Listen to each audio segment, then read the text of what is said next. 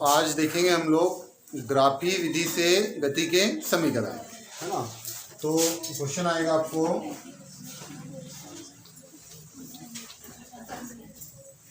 Graphy विधि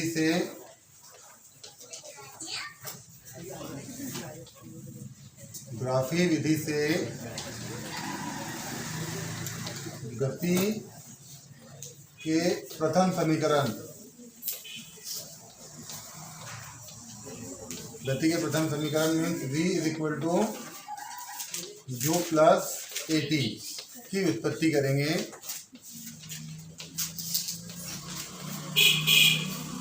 तो जब graphy विधि से हम गति के समीकरण की उत्पत्ति करते हैं तो आपको याद रखना है, इसके लिए हम वेग समय ग्राफ लेते हैं।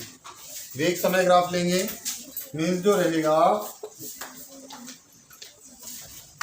हम दो अक्ष ले लेते हैं। एक हमारा हो जाएगा x अक्ष और दूसरा हो जाएगा हमारा y अक्ष ना। ये हमारा मूल बिंदु हो गया। तो मूल बिंदु क्या हो जाएगा आपका, O हो जाएगा। x अक्ष पर हम समय को ले लेंगे, x अक्ष पर हम समय को ले लेते हैं और y अक्ष जो रहेगा, y अक्ष पर हम क्या करेंगे, वेग को ले लेते हैं।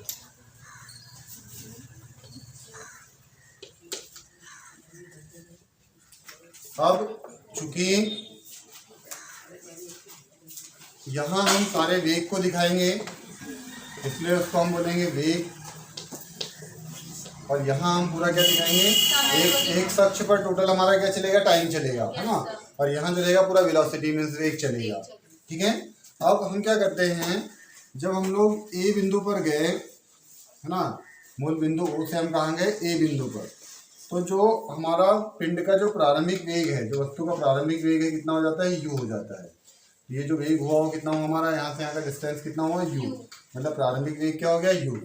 अब जब हम यहाँ से बिंदु B तक चले जाते हैं, t समय पश्चात वस्तु का वेग कितना हो जाता है, v हो जाता है।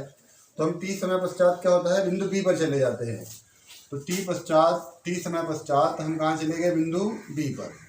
अब बिंदु B पर जो पिंड का वेग है, बिंदु B पर जो पूरा पिंड का वेग रहेगा, बिंदु B पर पिंड का जो पूरा वेग है वो कितना हो जाता है हमारे पास में, v हो जाता है। अब यहाँ हम जो A से हमारी दूरी है, ये समय है, मतलब t दूरी पर है, क्योंकि t समय हमने टाइम स्पेंड किया है। तो ये हमारा, इसको मान लेते हैं हम बिंदु C, इसको मान लेते हैं बिंदु C। अब जो लास्ट का है हम इसको मान लेते हैं बिंदु D। अब क्या करते हैं, जब हमने यहाँ से यहाँ तक का वेग कितना हुआ हमारा, u, और ये पूरा वेग कितना हो गया, v। तो वेग में जो परिवर्तन हुआ, वेग में जो परिवर्तन हुआ तो उसको हम क्या करेंगे, ये जो ढाल आ रहा है हमारा a के बीच, a और b के बीच का, तो हमारा क्या हो जाएगा, वेग परिवर्तन हो जाएगा। तो वेग परिवर्तन हमारा कहाँ से कहाँ तक हुआ है, अंतिम वेग क्या है, b, और प्रारंभिक वेग क्या है हमारा c, मतलब a पर है कि नहीं। तो a का डिस्टेंस कितना है, u, तो इसका भी डिस्टेंस कितना रहेगा, यहाँ से यहाँ तक का भी अपना कितना रहेगा, u ही रहेगा, ठीक है। ये पूरा हमारा क्या हो जाएगा, v हो जाएगा, बट यहाँ से यहाँ तक का कितना रहेगा हमारा, u रहेगा। अब तो अगर हम, ये पूरा हमारा क्या है, तो v है, यानी बिंदु B तक का पूरा वेग जो है हमारा कितना है, v है, पूरा डिस्टेंस जो है v है।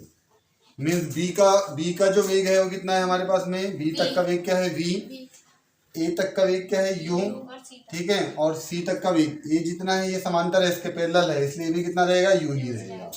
अब ये पूरा v है तो यहाँ तक भी आपका क्या रहेगा, v ही रहेगा।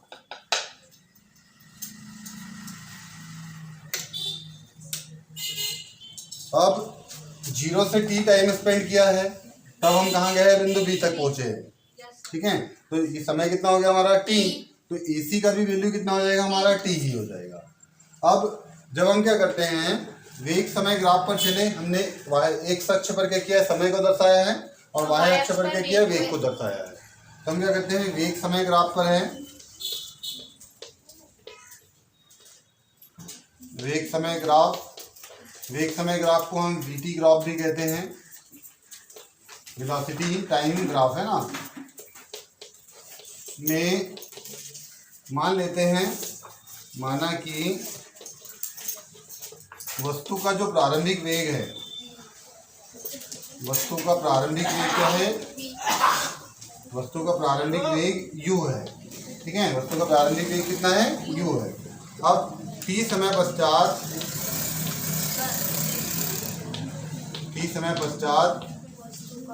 उसका वेग क्या हो जाता है, उसका वेग v हो जाता है।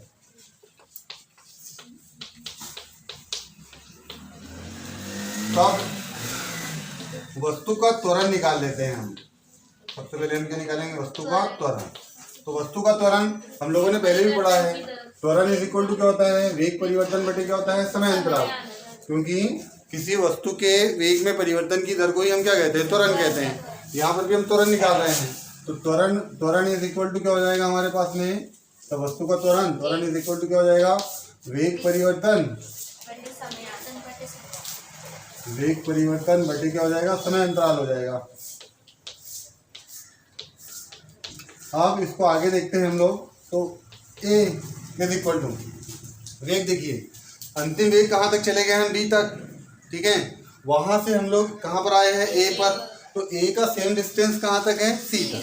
तो पूरा हम क्या ले सकते हैं, बी सी, और समय अंतराल हम स्टार्ट कहाँ से किए थे, 0 से, और कहाँ तक चले गए, टी तक। तो हमारा क्या हो जाएगा, वेग परिवर्तन के लिए हम क्या बोल सकते हैं, बी सी, है ना। बी से कहाँ तक आए थे अपन, यानी स्टार्टिंग अपन ने कहाँ से किया, ए से, गए कहाँ तक है, डी तक। तो ए का जो है हम लोग कहाँ तक आ सकते हैं, सी तक। तो वेग परिवर्तन क्या हुआ, बी सी, और बटे समय अंतराल अपने कितना ट्रेवल किया है, यहाँ से 0 से लेके कहाँ तक गया है, टी तक, है ना। तो एंड लास्ट का जो समय है क्या है, टी। स्टार्ट कहाँ से किया था, 0 से। तो समय अंतराल के लिए क्या आ जाएगा हमारे पास में, वैसे हम ओडी भी रख सकते हैं, ओडी की जगह हम क्या रख लेते हैं, ए सी रख लेते हैं। तो बटे समय अंतराल में क्या आ जाएगा, ए सी, है ना। अब यहाँ से क्या करते हैं हम लोग, अब बी सी का वैल्यू देखो। बीसी के वैल्यू के लिए बी यहाँ से पूरा वैल्यू बीसी का कितना है, v, क्योंकि वस्तु का वेग कितना हो जाता है, अंतिम वेग कितना हो जाता है, v। अब यहाँ से यहाँ तक का कितना है, u। अब ये भी कितना है, u। तो अब इनको बीसी चाहिए, तो बीसी का क्या हो जाएगा, v माइनस u। बीसी का वैल्यू क्या हो जाएगा हमारे पास में, v माइनस क्या हो जाएगा, u हो जाएगा। क्योंकि ये पूरा हमारा v था, पूरा कितना था, v। अब उसमें से क्या हुआ, यहाँ तक का u घट गया, तो बीसी का वैल्यू क्या आ जाएगा, v माइनस u। तो a is equal to b c का वैल्यू क्या आ जाएगा, v माइनस यू बटे समय अंतराल b। टी समय कितना है, t। तो क्या हो जाएगा, t माइनस स्टार्ट कहाँ से किया था, 0 से, है ना। अब हल करते हैं, a is equal to v minus u upon क्या हो जाएगा, t हो जाएगा। इसका क्रॉस मल्टीप्लाई कर लेते हैं। क्रॉस मल्टीप्लाई करेंगे तो क्या हो जाएगा, v माइनस यू बराबर इसे क्या आ जाएगा, a t। अब u का ट्रांसफर कर लो, तो v इज इक्वल टू क्या आ जाएगा, u प्लस a t। ये होता है हमारा गति का प्रथम समीकरण, है ना। और हमने इसको किसकी सहायता से किया है, वेग समय ग्राफ। मीन्स एक अक्ष पर हमने किसको लिया है, समय को, और y अक्ष पर हमने किसको लिया है, वेग। इसलिए इसको हम क्या बोलते हैं, वेग समय ग्राफ। अब गति का सेकंड समीकरण देखेंगे हम लोग। गति का सेकंड समीकरण है s is equal to u t plus 1/2 a t का स्क्वायर की व्युत्पत्ति। इसको भी हम क्या कर रहे हैं, वेग समय ग्राफ पर ही देख रहे हैं। तो बाकी की चीजें सेम रहेगी। आपका ये वेग हो गया और ये क्या हो गया, समय हो गया। तो ग्राफ आपका एक ही रहेगा, सेम ग्राफ रहेगा, डेफिनेशन भी सेम रहेगा, है ना। वेग समय ग्राफ यानी वीटी ग्राफ में मान लेंगे कि प्रारंभिक वेग क्या है, u, जो वस्तु है या पिंड है आपका, वस्तु या पिंड का प्रारंभिक वेग क्या हो जाएगा, u, ठीक है। और t समय पश्चात उसका वेग क्या हो जाता है, v। और जब आप गति का द्वितीय समीकरण लोगे ना, तो आपको याद रखना है, जो छायांकित भाग है आपके पास में, ये जो भाग है आपके पास में, इस छायांकित भाग का हम क्या करेंगे, क्षेत्रफल निकालेंगे, ठीक है। तो आपको याद रखना है, इसके लिए जब गति का द्वितीय समीकरण लाना है, s is equal to u t plus 1/2 a t का स्क्वायर की व्युत्पत्ति कर रहे हैं, तो उसके लिए हम क्या करेंगे, छायांकित भाग का क्षेत्रफल ले लेंगे।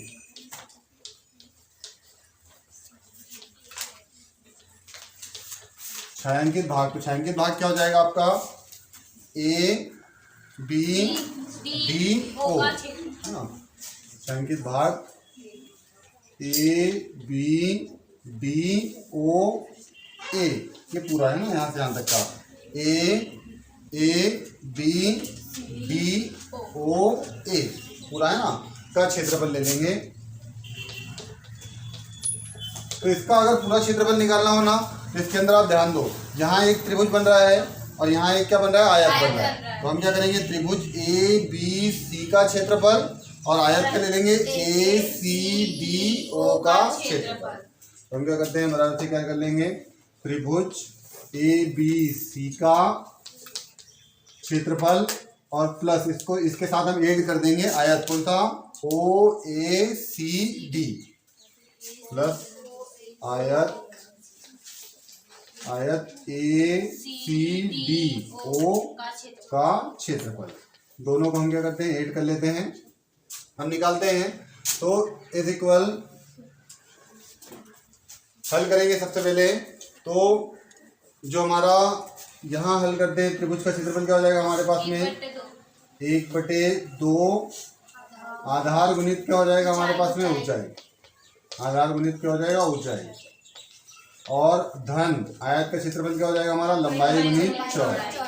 ठीक है, आयत का क्षेत्रफल क्या हो जाएगा, लंबाई गुणित चौड़ाई। अब हल करते हैं यहाँ पर। तो जो हमारा पूरे भाग का, छायांकित भाग का जो क्षेत्रफल रहेगा उसको हम क्या मान लेते हैं, विस्थापन मान लेते हैं, एस। ठीक है, तो एस इज इक्वल टू 1/2। अब आधार लिखिए त्रिभुज में, तो आधार हो जाएगा हमारा BC और ऊंचाई क्या हो जाएगी हमारी, AC। तो क्या हो जाएगा हमारा BC और इंटू क्या हो जाएगा AC प्लस आयत में देखते हैं लंबाई गुणित चौड़ाई, तो लंबाई क्या हो जाएगी OA और चौड़ाई क्या हो जाएगी AC, है ना। तो क्या हो जाएगा OA इंटू क्या हो जाएगा हमारे पास में AC, OA इंटू क्या हो जाएगा AC। अब वैल्यू रखते हैं, S is equal to 1/2। BC का वैल्यू हमने अभी निकाला था V माइनस यू, तो BC की जगह क्या आ जाएगा, V माइनस यू, जिसको हम वेग परिवर्तन बोलते हैं ना, वेग परिवर्तन। तो BC की जगह क्या आ जाएगा, V minus you into AC की जगह क्या आ जाएगा, T आ जाएगा, है ना। AC का वैल्यू देखो, OD इज इक्वल क्या है, AC, तो AC का वैल्यू क्या आ जाएगा हमारे पास में, T और प्लस OA, तो OA का वैल्यू कितना है, U, है ना, और इंटू फिर से AC का वैल्यू क्या आ जाएगा, T, तो क्या आ जाएगा, U इंटू क्या आ जाएगा, T आ जाएगा। अब यहाँ से आपको कुछ नहीं करना है, गति का प्रथम समीकरण लेना है। गति के प्रथम समीकरण से, तो गति का प्रथम समीकरण क्या हो जाएगा हमारा, V is equal to U plus AT। ये इसका इधर ट्रांसफर कर लो, है ना, तो क्या हो जाएगा, V minus u is equal to क्या आ जाएगा, AT।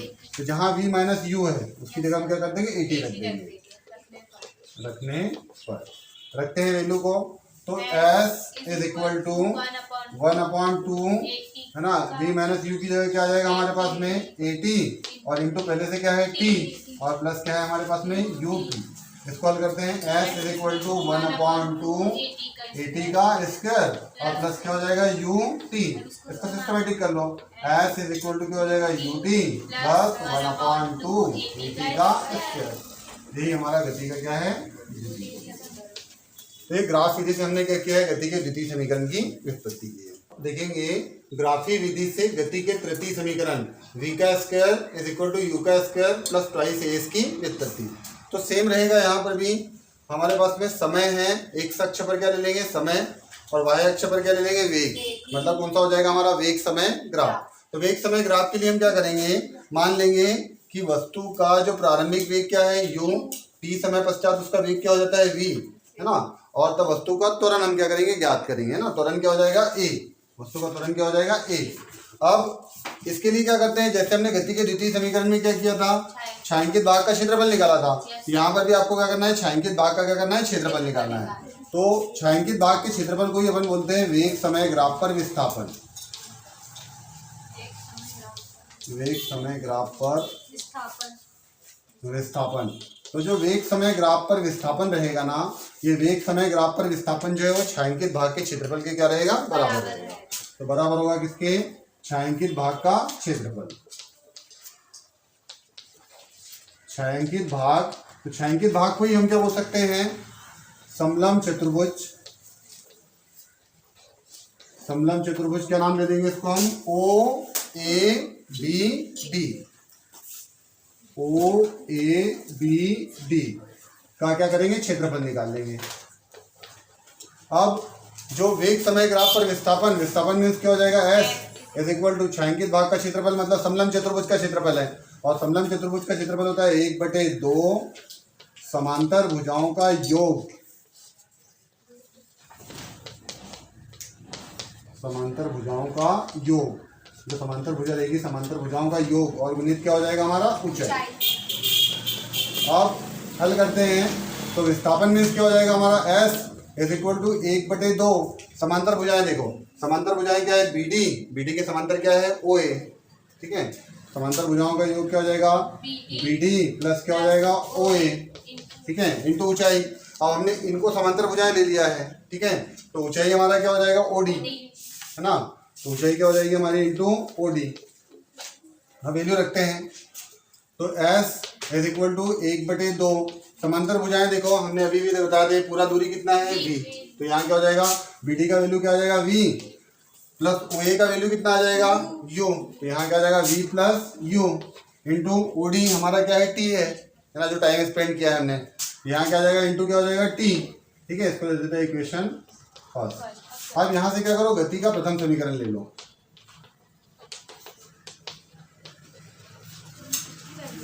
समीकरण से। अब गति का प्रथम समीकरण क्या होता है हमारा, v इज इक्वल टू क्या होता है u प्लस AT, इसका ट्रांसफर कर लो इधर ना, तो क्या हो जाएगा v minus u is equal to क्या हो जाएगा AT, हमको t का वैल्यू चाहिए तो a को भी अपान में ला लो, तो क्या हो जाएगा v minus u upon a is equal to क्या आ जाएगा t।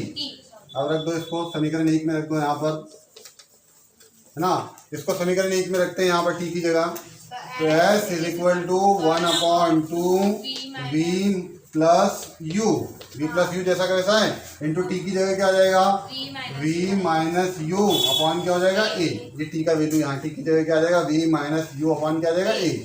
अब क्या करो, इसका क्रॉस मल्टीप्लाई, इसको हम थोड़ा सा और हल कर लेते हैं। S इज इक्वल टू 1/2 रहने दो अभी, v इंटू वी क्या हो जाएगा v का स्क्वायर माइनस यू का स्क्वायर, सब सभी का लगा लो यहाँ ना, a plus b a minus b, v का स्क्वायर माइनस यू का स्क्वायर हो गया, अपान में क्या आ जाएगा 2a, इनका दोनों का गुना हो जाएगा, अपान में क्या आ जाएगा 2a। अब इसका क्रॉस मल्टीप्लाई कर दो, तो क्रॉस मल्टीप्लाई करेंगे तो क्या हो जाएगा हमारे पास में v का स्क्वायर माइनस u का square is equal to, cross multiply हो जाएगा क्या हो जाएगा ट्वाइस ax। अब यहाँ से इसका ट्रांसफर कर लो उधर, है ना, तो ट्रांसफर कर लेंगे तो क्या हो जाएगा v का स्क्वायर इज इक्वल टू क्या हो जाएगा u का स्क्वायर प्लस क्या हो जाएगा ट्वाइस ax। तो ये है हमारा गति का प्रति समीकरण। तो इस प्रकार क्या करते हैं हम, ग्राफी विधि के द्वारा गति का प्रथम समीकरण v is equal to u plus AT, गति का द्वितीय समीकरण S is equal to UT plus 1/2 AT का स्क्वायर, और गति का तृतीय समीकरण v का square is equal to u का स्क्वायर प्लस ट्वाइस AS की क्या करते हैं व्युत्पत्ति करते हैं।